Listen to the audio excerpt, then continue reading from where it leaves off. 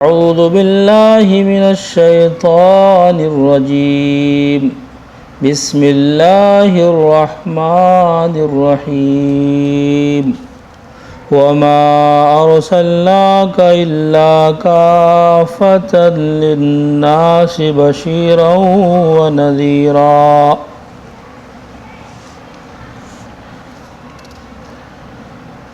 اے نبی صلی اللہ علیہ وسلم، ہم نے آپ کو تمام انسانوں کے لیے خوشخبری سنانے والا اور ڈرانے والا بنا کر بھیجا ہے۔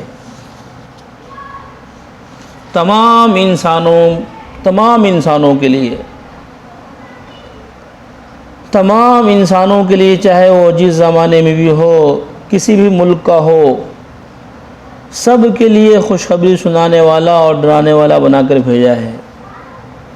اس سے معلوم یہ ہوا کہ نبی کریم صلی اللہ تعالیٰ علیہ وسلم کی رسالت صرف عرب تک مخصوص نہیں تھی، صرف ایک زمانے کے ساتھ اور وقت کے ساتھ خاص نہیں تھی، بلکہ قیامت تک جتنے آنے والے لوگ ہیں ان تمام کے لیے آپ کی نبوت اور آپ کی رسالت تھی، اور تمام انسانیت کو آپ کی رسالت اور آپ کی نبوت پر ایمان لانا ضروری ہے۔ پتہ یہ چلا کہ آپ کی تعلیمات اور آپ کے بتائے ہوئے احکام یہ قیامت تک قابل عمل ہے، کسی زمانے کے ساتھ آپ کی تعلیمات مخصوص نہیں ہے۔ اسی لیے نبی کریم صلی اللہ علیہ وسلم نے ہمیں جو تعلیمات عطا فرمائی ہیں وہ زندگی کے ہر شعبے پر حاوی ہے، کسی ایک پہلو کے ساتھ خاص نہیں ہے۔ پھر ان تعلیمات کے دو پہلو ہیں۔ ایک پہلو تو شریعت کا ہے کہ شریعت میں کیا چیزیں حلال ہے، کیا حرام ہے، کیا ناجائز ہے، کیا جائز ہے، کون سا عمل کرنا ضروری ہے، واجب ہے، کون سا عمل کرنا واجب نہیں ہے، کس پہ عمل کرنا سنت ہے، کس پہ عمل کرنا مستحب ہے، وغیرہ وغیرہ۔ دوسرا پہلو یہ ہے کہ امت کو آئندہ آنے والے زمانوں میں کیا کیا حالات پیش آنے والے ہیں، اور امت محمدیہ صلی اللہ علیہ وسلم کو کن کن مسائل سے دوچار ہونا ہے، اور ان حالات میں امت کو کیا کرنا چاہیے۔ یہ دوسرا پہلو نبی کریم صلی اللہ علیہ وسلم کی تعلیمات کا بہت اہم حصہ ہے۔ چنانچہ آپ نے نگاہ نبوت سے آئندہ پیش آنے والے اہم واقعات کو دیکھنے کے بعد امت کو خبر دی کہ آئندہ زمانے میں یہ واقعہ پیش آنے والا ہے اور یہ حالات پیش آنے والے ہیں، اور ساتھ ہی آپ نے یہ بتا دیا کہ جب ایسے حالات پیش آ جائیں تو ایک مومن کو، ایک مسلمان کو کیا کرنا چاہیے، کیا طریقہ اختیار کرنا چاہیے۔ اسی لیے احادیث کی کتابوں میں مستقل ابواب الفتن ایک باب قائم کیا گیا ہے، کتاب الفتن کے نام سے، ابواب الفتن کے نام سے مستقل ایک باب ہے جس کے اندر فتنے کی احادیث کو جمع کیا گیا ہے۔ آج امت کے ہر فرد کو ان کتابوں کا، ابواب الفتن کا، کتاب الفتن کا مطالعہ کرنا چاہیے، چونکہ نبی کریم صلی اللہ علیہ وسلم اپنے امت کے تئیں، اپنے امت کے تعلق سے بڑے فکر مند تھے، امت کے لیے تڑپتے رہتے تھے۔ زندگی کا کوئی حصہ آپ کو ایسا نہیں ملے گا جس میں نبی کریم صلی اللہ علیہ وسلم امت کے لیے بے چین نہیں رہتے ہوں۔ چنانچہ ایک حدیث میں نبی کریم صلی اللہ تعالی وسلم صفت بیان کی گئی، دائم الفکر متواصل الاحزان۔ نبی کریم صلی اللہ علیہ وسلم ہمیشہ فکر مند اور سوچ میں ڈوبے ہوئے رہتے تھے۔ بظاہر ایسا معلوم ہوتا تھا کہ ہر وقت آپ پر کوئی غم چھایا ہوا ہے، ہر وقت فکر لگی ہوئی ہے اور گھٹ رہے غم میں۔ ظاہر سی بات ہے کہ نبی کریم صلی اللہ تعالی علیہ وسلم کو نہ کسی مال کا غم تھا، مال کے چھوٹنے کا غم تھا، نہ تجارت میں نقصان کا خوف تھا، نہ کسی عہدے کا خوف تھا، کسی بھی چیز کا غم نہیں تھا، نہ کسی کی طلب تھی، صرف اور صرف امت کے غم میں، امت کی فکر میں اپنے آپ کو کھپاتے تھے۔ اس لیے قرآن کریم میں جگہ فرمایا گیا لعلک باخع نفسک الا یکونوا مؤمنین، اے نبی آپ اپنی جان کو ہلاک کر رہے ہیں اس وجہ سے کہ یہ لوگ ایمان نہیں لے کے آ رہے ہیں، یہ لوگ ایمان نہیں لائیں گے تو آپ اپنے آپ کو کھپا دیں گے، مار ڈالیں گے اپنے آپ کو۔ گویا آپ امت کے فکر میں ہی رہتے تھے۔ چنانچہ حدیث کی کتاب میں آتا ہے کہ میدان حشر میں سارے انبیاء کہیں گے یا رب نفسی نفسی، یا رب نفسی نفسی، اے میرے رب میرا کیا ہوگا، اے میرے رب میرا کیا ہوگا۔ لیکن پورے میدان حشر میں، پوری انسانیت میں ایک ہی فرد ہوگا جو صرف یہ کہہ رہا ہوگا یا رب امتی، یا رب امتی، اے میرے پروردگار میری امت کا کیا ہوگا، اے میرے اللہ میری امت کا کیا ہوگا۔ قربان جا اس نبی پر، زندہ رہے دنیا میں رہے تو بھی اپنی امت کو نہیں بھلایا، اور مرنے کے بعد میدان حشر میں اپنی امت کو نہیں بھلایا۔ اس وقت بھی اپنی امت کو یاد کر رہے ہیں، اپنے پریوار کو، اپنے خاندان والوں کو، اپنے آل کو بالکل یاد نہیں کر رہے ہیں اس موقع پہ بھی۔ یا رب امتی، یا رب امتی، اے میرے پروردگار میری امت کا کیا ہوگا۔ چنانچہ میں یہ کہہ رہا تھا کہ آپ کی تعلیمات کا دوسرا پہلو جو ہے کہ آنے والے حالات میں، آنے والے وقت میں امت پر کیا پیش آنے والا ہے، کیسے مسائل پیش آئیں گے، کیا حالات پیش آنے والے ہیں، اسی کو فتنہ کہا گیا ہے۔ فتنے کا دور کہا گیا ہے۔ اب چونکہ فتنہ کس کو کہتے ہیں، اور اس فتنے کے دور میں ہمارے اور آپ کے لیے نبی کریم صلی اللہ علیہ وسلم کی تعلیمات کیا ہے، اور اس میں ہمیں کیا کرنا چاہیے، یہ کافی اہم پہلو ہے کہ فتنے کا دور کس کو کہتے ہیں۔ چنانچہ حدیث میں جو فتنے کا لفظ آیا ہے اس کا مفہوم علماء نے بیان کیا ہے کہ جب امت پہ ایسے حالات آ جائیں، ایسی صورتحال پیدا ہو جائے جس میں حق مشتبہ ہو جائے اور حق اور باطل میں فرق کرنا مشکل ہو جائے، صحیح اور غلط کی تمیز ختم ہو جائے، اور یہ پتہ چلنا مشکل ہو جائے کہ سچ اور جھوٹ کیا ہے، تو کہا جائے گا یہ فتنے کا دور ہے، یہ اس کی پہچان۔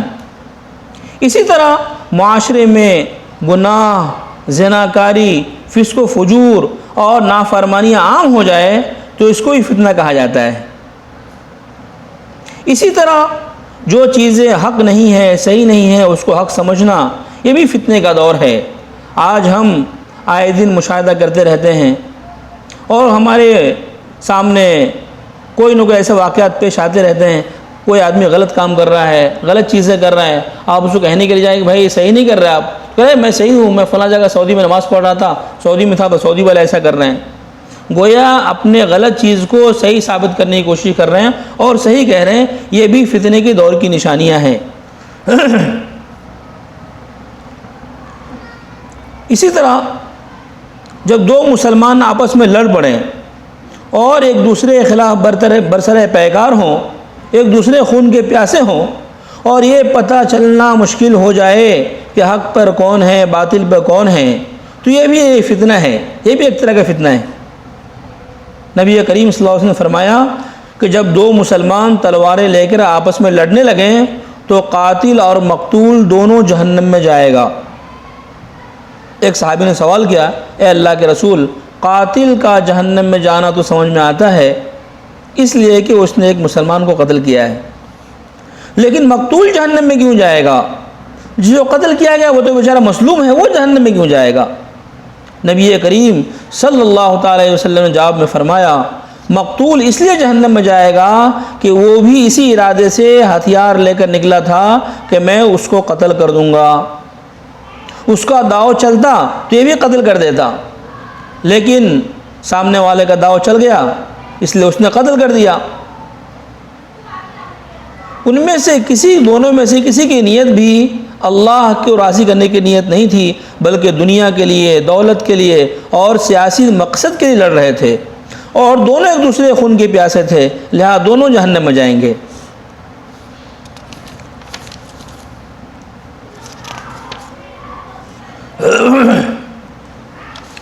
جن احادیث میں نبی کریم صلی اللہ علیہ وسلم نے آئندہ آنے والے فتنوں کی نشاندہی فرمائی ہے، ہر مسلمان کو وہ احادیث یاد رکھنی چاہیے، اور فتنے کے دور کی کیا کیا نشانیاں ہیں۔ میں نے تو جو بتایا ابھی وہ فتنہ، کہ فتنہ کیا ہے، فتنہ کس کو کہتے ہیں، میں نے اس کی وضاحت کی آپ کے سامنے کہ جب حق و باطل مشتبہ ہو جائے تو وہ فتنے کا دور ہے، اللہ کی نافرمانیاں گناہ جب عام ہو جائے تو یہ فتنہ ہے۔ اور آج ہمارے زمانے میں یہ سب کچھ ہو رہا ہے، سب کچھ ہو رہا ہے، جو میں نے آپ کو بتایا سب کچھ ہو رہا ہے۔ گویا نبی کریم صلی اللہ علیہ وسلم جو فرمایا وہ اسی زمانے کے لیے گویا کہ فرمایا۔ حضرت حذیفہ رضی اللہ تعالیٰ عنہ نے نبی کریم صلی اللہ علیہ وسلم کا ارشاد نقل کر کے فرمایا کہ قیامت کے قریب 72 علامتیں ظاہر ہوں گی، جو قیامت کی نشانیاں ہوں گی، فتنے کے دور کی نشانیاں ہوں گی۔ فرمایا نمبر 1، لوگ نمازوں کا اہتمام نہیں کریں گے، چھوٹی چھوٹی باتوں پہ نماز چھوڑ دیں گے، چھوٹی چھوٹی عذر کی بنیاد پر جماعت چھوڑ دیں گے، نماز کو ضائع کریں گے، نماز کی پابندی نہیں کریں گے۔ یہ پہلی نشانی ہے۔ آج ہم سب اپنے دل پر جھانک کر دیکھیں، اپنے گریبان میں جھانک کر دیکھیں کہ ہم لوگ کتنی نمازوں کو ضائع کر رہے ہیں، چھوٹے چھوٹے عذر کی بنیاد پر، چھوٹے چھوٹے کاموں کی بنیاد پر نماز کو ضائع کر دیتے ہیں، جماعت کو ضائع کر دیتے ہیں، حتیٰ کہ نماز کو قضا کر دیتے ہیں۔ یہ 72 نشانیوں میں سے پہلی نشانی ہے۔ نمبر 2، لوگ امانت کو ضائع کرنے لگیں گے، امانت میں خیانت کرنے لگیں گے، یہ بھی آج عام ہو گیا ہے۔ سود کھانے لگیں گے۔ نمبر 3، سود کھانے لگیں گے۔ آج ہمارے معاشرے میں غیر محسوس طریقے سے سود عام ہو گیا ہے، اور لوگ سود کھا رہے ہیں لیکن وہ سمجھ رہے ہیں کہ ہم تو بزنس کر رہے ہیں، کاروبار کر رہے ہیں اور تجارت کا نفع آ رہا ہے۔ نمبر 4، جھوٹ کو حلال سمجھنے لگیں گے، یعنی جھوٹ ایک ہنر بن جائے گا۔ اسی لیے ہمارے معاشرے میں ہمارے تاجر لوگ اسی کو کاروبار میں رکھتے ہیں، سیلس مینی رکھتے ہیں، جو جتنا جھوٹ میں مہارت رکھتا ہو، جو جتنے اچھے طریقے سے جھوٹ بول لیتا ہو، صاف ستھرے طریقے سے اسی کو کام پہ رکھا جاتا ہے، اس کی سیلری زیادہ ہوتی ہے۔ گویا جھوٹ ایک فن ہو گیا ہے۔ نمبر 5، معمولی باتوں پر خون ریزی کرنے لگیں گے، ایک دوسرے کو قتل کریں گے اور ایک دوسرے کی جان لے لیں گے۔ آج ہم روزانہ اخباروں میں، نیوز میں سنتے اور پڑھتے ہیں کہ بھائی 1 روپے کے لیے ایک انسان کو تلوار چلایا، گولی مار دی، چاقو بھونک دیا، پیٹ میں مر گیا، معمولی سی بات کے اوپر۔ نمبر 6، اونچی بلڈنگیں بنائیں گے۔ نمبر 7، دین بیچ کر دنیا جمع کریں گے، دین کو ڈھال بنا کر، دین کو سامنے رکھ کر دنیا جمع کریں گے۔ اللہ تعالی ہم سب کی پوری امت کی سے حفاظت فرمائے۔ نمبر 8، قطع رحمی، یعنی رشتہ داروں کے ساتھ بدسلوکی ہوگی، رشتہ داروں کے ساتھ تعلق اچھا نہیں ہوگا۔ نمبر 9، انصاف نایاب ہو جائے گا۔ نمبر 10، جھوٹ سچ بن جائے گا۔ نمبر 11، لباس ریشم کا پہنایا جائے گا۔ نمبر 12، ظلم عام ہو جائے گا۔ نمبر 13، طلاقوں کی کثرت ہو جائے گی، طلاقیں زیادہ ہوں گی۔ نمبر 14، ناگہانی موت عام ہو جائے گی۔ نمبر 15، خیانت کرنے والے کو لوگ امانت دار سمجھیں گے۔ نمبر 16، اور امانت دار کو لوگ خیانت کرنے والا سمجھیں گے، امانت دار جو لوگ ہوں گے ان پر لوگ تہمت لگائیں گے۔ نمبر 17، جھوٹے کو سچا سمجھا جائے گا۔ نمبر 18، سچے کو جھوٹا کہا جائے گا۔ نمبر 19، تہمت درازی، لوگ ایک دوسرے پر جھوٹی تہمتیں لگائیں گے۔ نمبر 20، بارش کے باوجود بھی گرمی ہوگی، یہ بھی فتنے کے دور کی نشانیاں ہیں۔ نمبر 21، لوگ اولاد کی خواہش کرنے کے بجائے اولاد سے نفرت کرنے لگیں گے۔ اسی کا نتیجہ ہے کہ آج ہمارا نعرہ ہو گیا ہے ہم دو ہمارے دو، اور ہم دو ہمارے دو میں بھی جھگڑے ہو رہے ہیں، اللہ فرمانیاں ہو رہی ہیں، بچے ماں باپ کے نہیں ہو رہے ہیں۔ نمبر 22، کمینوں کے ٹھاٹھ ہوں گے، یعنی کمینے لوگ، نالائق لوگ ٹھاٹ بار سے رہیں گے، عیش و عشرت سے زندگی گزاریں گے۔ نمبر 23، شریفوں کا ناک میں دم آ جائے گا، یعنی شریف لوگ شرافت کو لے کر بیٹھیں گے تو دنیا سے کٹ جائیں گے۔ نمبر 24، امیر اور وزیر جھوٹ کے عادی بن جائیں گے، یعنی حکومت کے سربراہ لوگ، بڑے بڑے لوگ، M P M L A لوگ جھوٹ کے عادی بن جائیں گے، صبح شام جھوٹ بولیں گے۔ اور عالم اور قاری بدکار ہوں گے، عالم، قاری، قرآن پڑھنے والے عالم لوگ بدکار ہوں گے۔ اللہ ہم سب کی حفاظت فرمائے، علماء کی تمام گناہوں سے، قاریوں کی تمام گناہوں سے حفاظت فرمائے، اور پوری امت کو اللہ تعالیٰ گناہوں سے بچنے کی توفیق عطا فرمائے۔ اور بھی بہت نشانیاں ہیں، یہ موقع نہیں ہے کہ ساری نشانیاں، ساری علامتوں کو آپ کے سامنے رکھوں۔ اللہ تعالیٰ ہم سب کو فتنے سے حفاظت فرمائے، فتنے سے پوری حفاظت فرمائے، اور اللہ تعالیٰ ہم سب کو اپنے حفظ و امان میں رکھے۔ وما علینا الا البلاغ۔